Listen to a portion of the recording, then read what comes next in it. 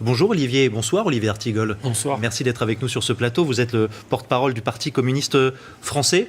Vous êtes sur la même ligne que Manuel Valls, vous comprenez cette vision des choses? Non, pas du tout. Je m'étonne d'ailleurs que le Premier ministre aille sur ce sujet avec ce ton-là. Il est incendiaire.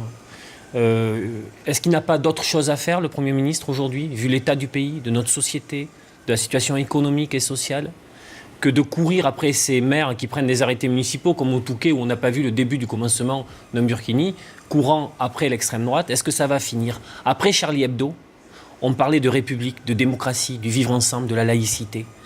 Après Nice et Saint-Étienne-du-Rouvray, on ne parle que de la question religieuse, et en particulier de l'islam de France. Il y a un détournement insupportable, très politicien. Mais j'étais content de voir l'image du pape, parce que le pape François a eu des paroles très fortes, en disant que la principale cause du terrorisme, c'est l'argent roi.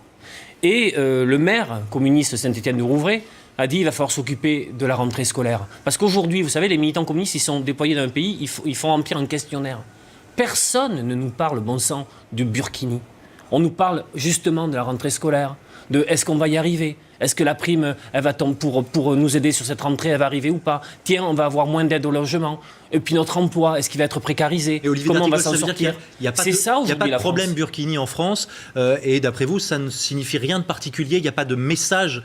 J'arrive pas à voir avec les lumières derrière. Si vous êtes bronzé un peu ou pas, si vous avez cheminé le long de plages, vous avez été ennuyé par des Burkinis? Non mais sincèrement. Sincèrement, dans quel pays vit-on? On est la risée de la presse étrangère. Est-ce qu'il y a en France aujourd'hui un problème Burkini? Non, tout le monde le dit. Et puis il y a vous savez, aujourd'hui, c'est pour ça que le Premier ministre va sur un terrain très glissant. Il faut faire attention à la parole publique. Il faut faire attention au sujet qu'on met dans l'actualité. Il ne faut pas faire le jeu des terroristes qui, eux, veulent la guerre de religion, veulent le basculement vers la guerre civile. Je suis très inquiet par les images de Cisco. Donc, quand on est Premier ministre en responsabilité, on permet au débat public de s'élever. Vous dites quoi? Pas de dévisser comme ça. Vous dites quoi? Qu'il met de l'huile sur le feu, Manuel Valls, aujourd'hui? Oui, mais c'est un récidiviste. C'est pas la première fois qu'il se comporte comme ça. Lorsqu'il était ministre de l'Intérieur, il le faisait. Il n'y a pas de problème de voile à l'université. Aujourd'hui, et il dit en plus, je ne vais pas légiférer. Le Burkini, il n'y a pas de voile. Or, il ne peut pas y avoir de dissimulation dans la loi française du visage. Et puis, il y a de la complexité dans toutes ces questions-là. Il faut lire aussi les témoignages des femmes qui portent le burkini. Il y a eu une enquête dans Libération, je crois, aujourd'hui. Mais encore une fois, est-ce que la réponse au sujet qui préoccupe la France aujourd'hui, c'est la question religieuse? Je ne le crois pas. Il y a tout de même des crispations autour de cette question religieuse.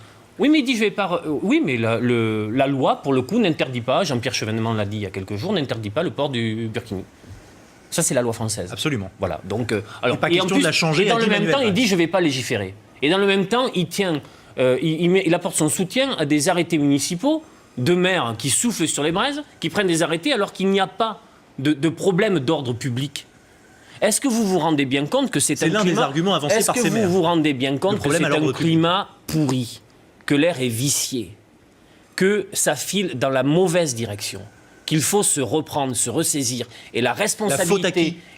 Mais là, en l'occurrence, c'est Manuel Valls qui en fait un point de fixation dans le débat public et politique. Pour quelle raison?